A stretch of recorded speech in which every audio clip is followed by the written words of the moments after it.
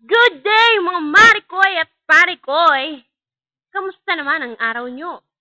So nandito naman tayo sa ating portion for today, ang alamin natin.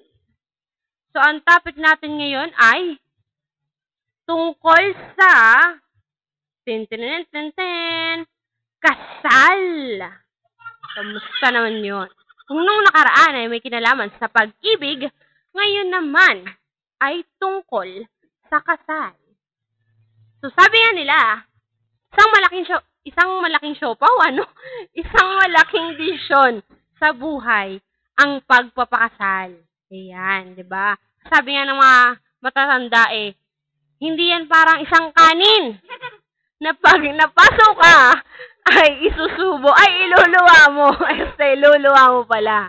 Hindi yan parang isang kanin na pag napasok ka ay iluluwa mo, diba? Isang mahabang proseso yan. Isang malaking decision, mas malaki pa sa'yo. Ayan, kamusta naman yun? Ayan. So, bakit hindi mo na lang muna enjoyin ang oras nyo, diba? Habang mag-girlfriend at boyfriend pa lang kayo, enjoy nyo muna yung time. Huwag kayong masyadong magmadali, diba? Maraming panahon para mapagdesisyonan ang pagpapakasal, diba? Kilalanin mo muna yung magiging partner mo, diba? At kung kayo nga talaga para sa isa't isa, diba?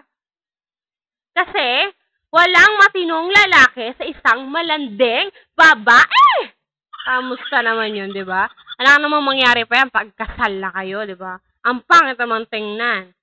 Kilalanin mo yung partner mo. Getting to know each other muna kayo. Sit-sitan muna bago pumasok sa isang seryosong relasyon. Tapos, di ba? In the end, pag tagang kayo talaga, di ba? Sabi nga nila, sa hinaba-haba man ng presisyon, bading rin pala ang iyong karelasyon. Ayan. So, lahat ng mga bagay na yan, kahit gaano pa yung kalawak, ay mapag-uusapan natin.